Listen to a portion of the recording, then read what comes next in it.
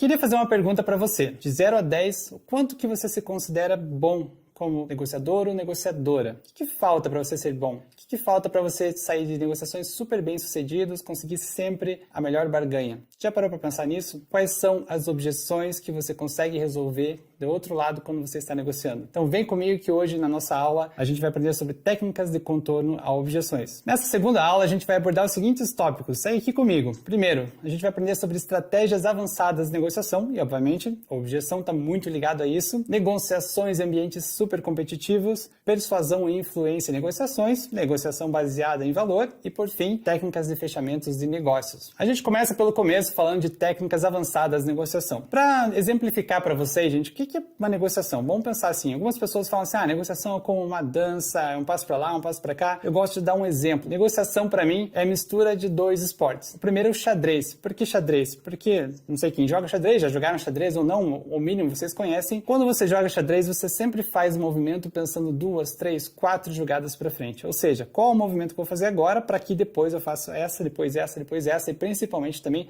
pensando na jogada do meu adversário. Xadrez é um jogo de estratégia que sempre eu estou dando um passo pensando nos próximos passos, misturado com poker. Sei também se já jogaram poker ou não, hoje em dia está cada vez mais popular o poker. E qual que é a questão do poker? Uma pergunta para vocês. No jogo de poker, ganha sempre quem tem a melhor carta? Sim ou não? A resposta é não. Se fosse assim, vocês poderiam ver que qualquer torneio de poker sempre ganharia alguém que não sabe jogar poker e tem muita sorte, mas não é o que acontece. No jogo de poker, quem ganha é quem consegue ler os adversários melhor e consegue apostar de forma que faça com que o seu adversário acredite que você tem determinada carta. Faz sentido? Então vamos lá. Negociar é isso. Dar um passo para frente, olhando sempre 2, 3 passos e jogar prestando atenção no seu concorrente, adversário, enfim, na pessoa com quem você negocia. Entender o que ela quer, o que ela busca e fazer alguma coisa que dê a entender ao que você quer passar essa mensagem para ela. Lembra que a gente usou bastante exemplo na primeira aula e agora vamos trazer outros exemplos como que isso aqui é importante, ok? Passo 1 aqui então dessa nossa aula é falar sobre objeções. Como que a gente responde objeções? Eu começo falando o que são objeções. Vamos lá, uma definição aqui. Acompanha comigo. Objeções são questionamentos ou preocupações levantadas por uma das partes envolvidas. E aqui eu vou deixar uma frase para vocês, gente. O sucesso do fechamento depende da resolução de objeções. O que são objeções? São as dúvidas. Quando numa venda, numa negociação, qualquer tipo de comportamento, a pessoa vai falando assim, mas espera aí, eu tenho uma dúvida aqui. Opa, sempre que ela fala assim, eu tenho uma dúvida, presta muita atenção na dúvida dela, porque essa dúvida dela é uma objeção. Sempre que ela pergunta,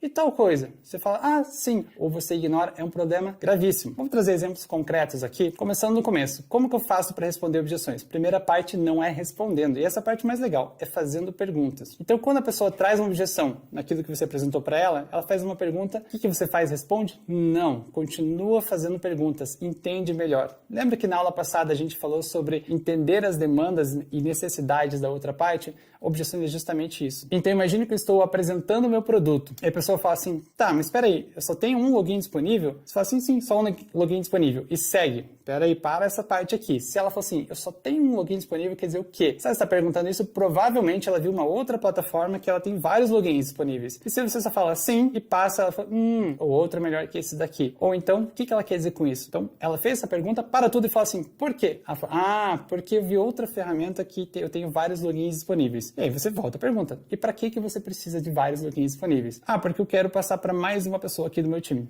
Ok, eu consigo também dar mais um login disponível para você. Ou então, com o mesmo login, 2 pessoas do mesmo time conseguem acessar a plataforma. Então, gente, vocês entenderam? Eu preciso entender por que aquilo é importante para a pessoa. Eu vou dar um exemplo que aconteceu muito comigo na época das escolas de inglês. Sempre que eu estava apresentando a escola, o curso, alguém trazia alguma dúvida. Eu falei, peraí, o inglês que vocês ensinam é americano ou britânico? Eu nunca respondia de cara, eu sempre falava, por quê? Por que isso é importante para você? Porque eu quero viajar para a Inglaterra no próximo mês. Então eu falava assim, e para você, é importante falar o inglês da Inglaterra ou americano? Porque eu ainda não sei, ela só perguntou, tá? Eu não posso presumir coisas. E ela fala, não, para mim é importante aprender o inglês da Inglaterra porque eu viajar para a Inglaterra. E aí sim, eu começava a responder. E em vez de falar assim, não, eu trabalho com inglês americano ou britânico, eu falava, e de novo, por que você precisa falar o inglês da Inglaterra para ir para a Inglaterra? Porque afinal, se você fala o inglês da Inglaterra, você não pode ir para os Estados Unidos. Se você fala português do sul do Brasil, você não pode ir para o nordeste do Brasil, que é um sotaque completamente diferente. Você não vai conseguir entender as pessoas. Sim, eu vou. É tão importante para você?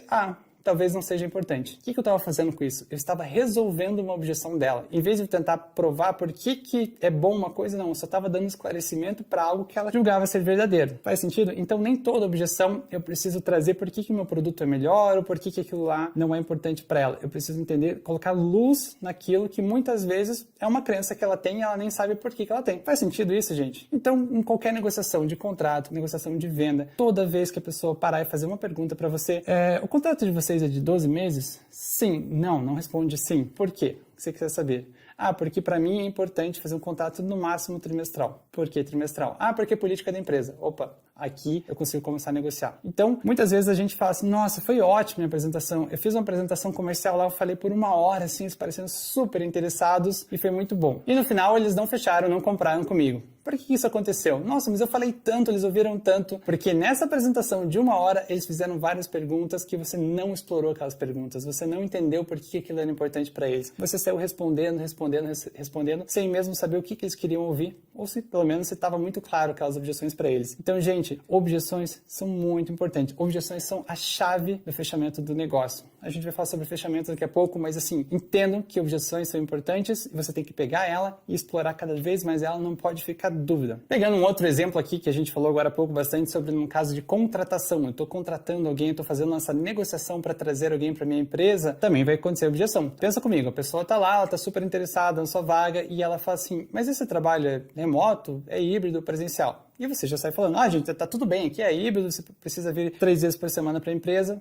Calma, pergunta por quê. O que ela prefere? Acreditem ou não, tem pessoas que preferem trabalhar presencial, tem pessoas que preferem híbrido, tem pessoas que preferem remoto. Então, antes de você sair falando, pergunta o que é importante para ela e aí você vê se adapta com a sua cultura também. Não quer dizer que, por exemplo, sua empresa só tem trabalho presencial, você vai flexibilizar. Talvez você possa, talvez não. Mas antes de responder, entende se é importante ou não para ela. Serve a mesma coisa para qualquer pergunta sobre benefícios ou qualquer pergunta sobre salário, qualquer coisa, entenda primeiro o que ela quer e aí você sai respondendo as objeções. Então, existem objeções de várias formas sobre preço, sobre prazo, sobre entrega. Sempre é bom esclarecer, primeiro esclarece e depois você responde, linkando sempre com o seu produto, o seu serviço, mostrando como que você consegue resolver o problema dela da melhor forma e mesmo que você não consiga, se aquele realmente é um problema que precisa ser resolvido ou não.